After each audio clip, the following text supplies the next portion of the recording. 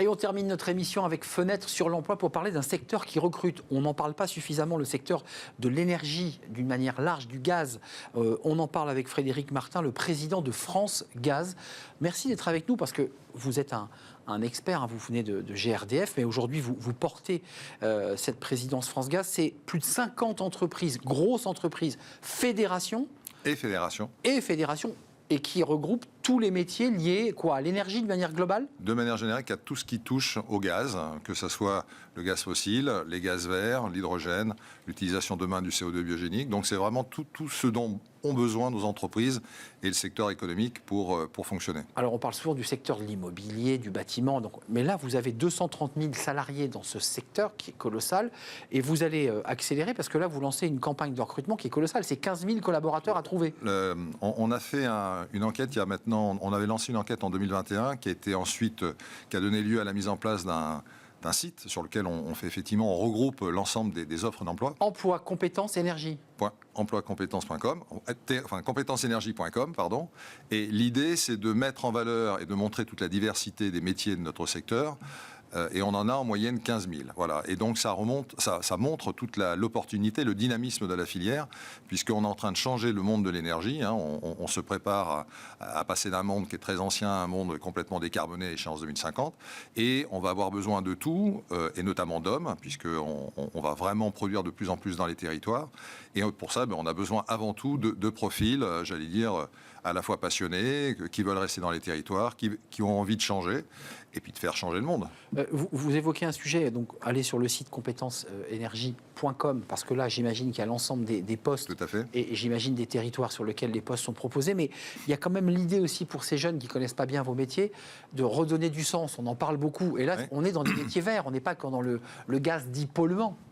Disons que depuis la Seconde Guerre mondiale, on a toujours été dans un monde de l'énergie qui avait tendance à se centraliser et j'allais dire à sortir un peu des territoires. Hein. Je rappelle qu'avant la Seconde Guerre mondiale, on était plutôt sur la production locale. Et on était sur une courbe de croissance, toujours plus, toujours produire plus pour consommer plus.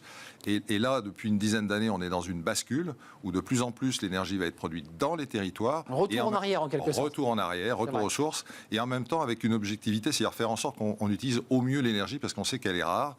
Et donc, il va falloir remettre de l'énergie et des compétences sur les territoires. Juste un mot sur les compétences techniques, parce que travailler sur des métiers autour du gaz, ça oblige à des compétences. Vous avez les formations qui vont bien, vous avez des jeunes qui sortent d'école qui... L'ensemble de nos adhérents disposent de plateformes de formation. On parlait tout à l'heure de GRDF qui a mis en place, par exemple, une plateforme à hydrogène pas plus tard que la fin d'année dernière pour commencer à préparer les emplois dont on va avoir besoin post-2030, notamment sur l'hydrogène. Mais tous nos adhérents ont des accords, alors soit avec des plateformes métiers propres internes à leur entité, soit des accords de partenariat avec, j'allais dire, des écoles d'ingénieurs, des écoles, beaucoup de CFA également. On a des accords avec des CFA. Oui, bien sûr. Et on ne peut pas se permettre d'avoir un secteur ou une maille de l'ensemble de nos effectifs qui manque. Donc on a vraiment une approche très, très large concernant les compétences sur lesquelles on recherche. Avant de nous quitter, Frédéric Martin, la notion on change de métier, on dit qu'on va avoir 3 métiers.